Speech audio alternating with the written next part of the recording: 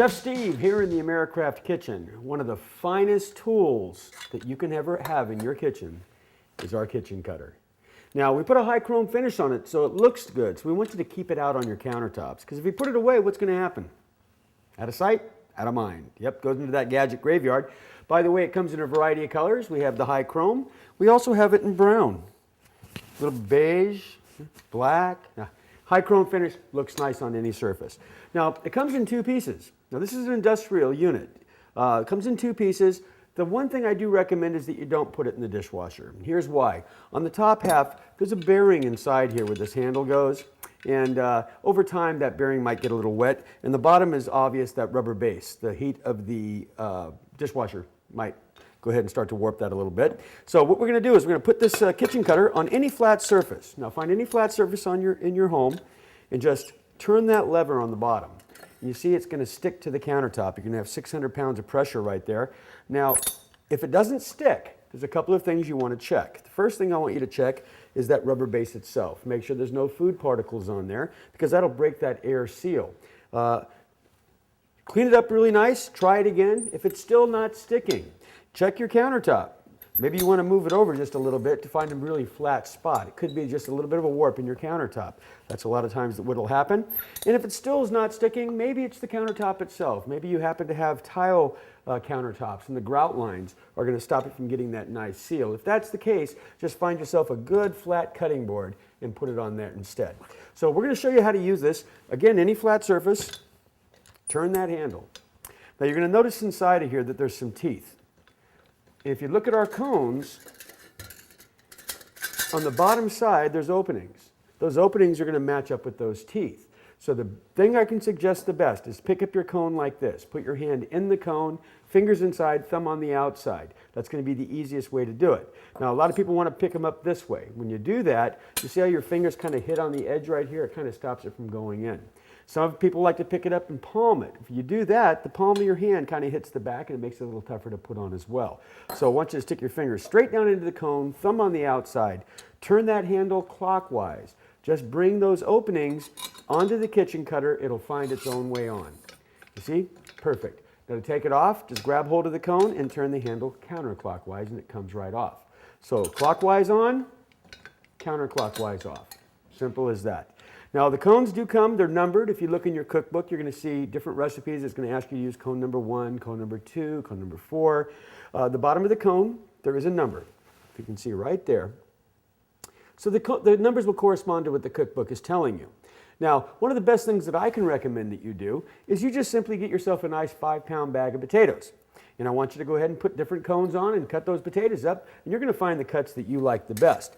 Now, I'm going to just show you a couple of them. I'm going to start here with our grater cone. This is all actually, this would be cone number 1. We're going to put this onto our kitchen cutter.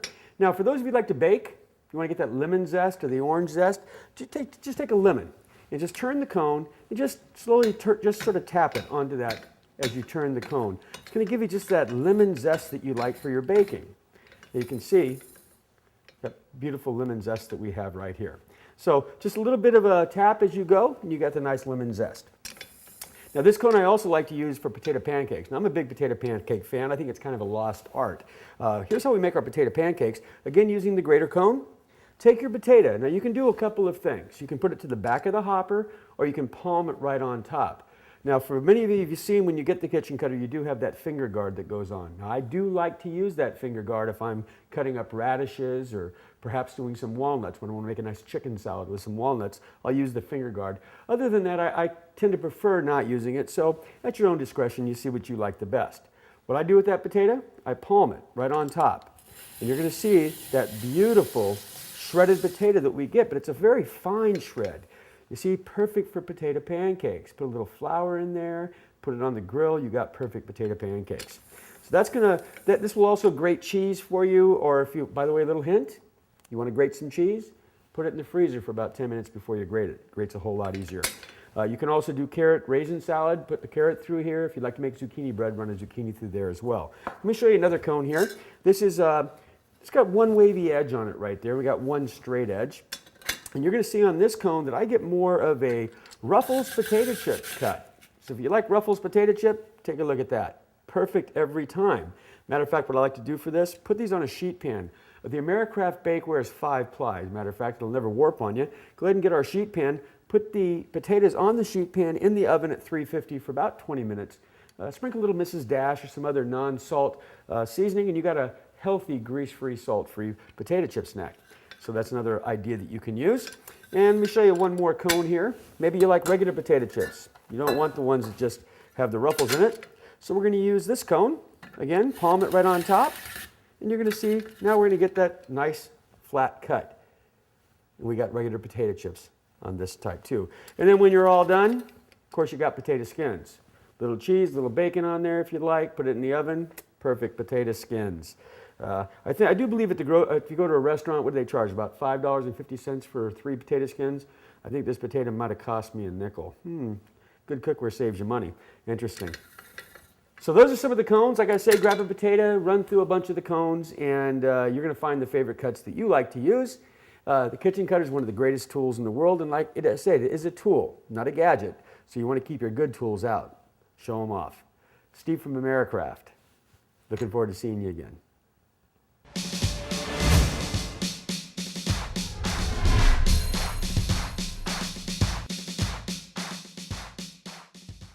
Chef Steve here in the Americraft kitchen. I'm going to show you a couple of really interesting things with our kitchen cutter. We're going to start by showing you how to de-string celery. We like that a lot. I'm going to use my number 2 cone here. I'm just going to place that on top, and we've got our celery.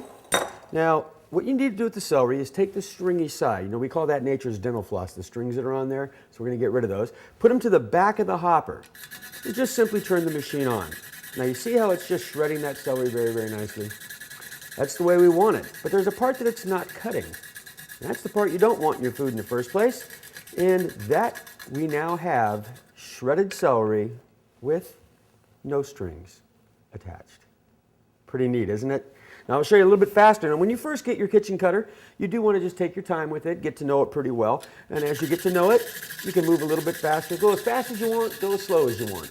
Whatever you feel comfortable with. Now it does have a finger guard that comes with it. If you want to use it, feel free to do that as well. But again, we just take those strings right off. And we have beautiful shredded celery.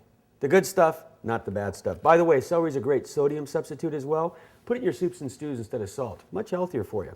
Okay, I'm also going to show you how we do our cheese. Just clean my cone out a little bit. By the way, easy to clean. Simply take the cone off. Once you just put it in some cold water, and basically you're doing a rinse. Now, try doing that with your Cuisinart. It doesn't work quite the same way, and then just simply dry it off. So a rinse and a wipe, and it's ready to go again. Now remember, you always want to keep your kitchen cutter on the counter.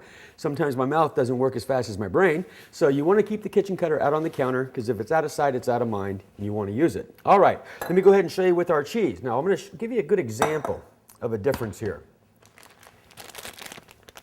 How many of you have seen that in the grocery store? Yeah? Now what do you think is less expensive, this or this?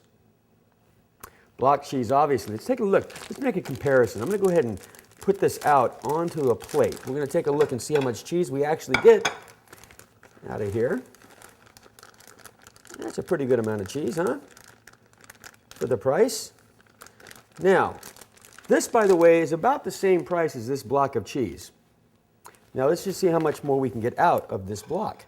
So we have that as a comparison. Now on the kitchen cutter, we're going to be using our grater cone. Now a little hint for you. If you guys are going to grate cheese at home, put it in the freezer for about 10 minutes before you grate it. It actually grates a lot easier. So let's go ahead and take our block cheese. Let's take a look. I'll try to do this without making too much of a mess, but you know I'm kind of a messy cook sometimes. Anybody else out there messy cooks? Now take a look. Just a little bit. See how nice and easy it shreds? You see, when you have the proper equipment in your kitchens, you're actually saving money. Good cookware will save you money, not cost you money. Now this is just a simple shred. Now I haven't even gone through a quarter of this block of cheese, and look at that. We're already almost exactly to where the store-bought did. You know what they do at the store? They get a couple of high school kids, a couple of these machines, teach them how to turn a profit. That's exactly what they're doing, doubling the investment. Now, take a look at that. Look at all that cheese. That is about equal, if not more, than we bought with the other cheese, and I haven't even used half of the block. good kitchen utensils is going to save you money, folks. Chef Steve, Americraft Kitchen, looking forward to seeing you in your kitchen.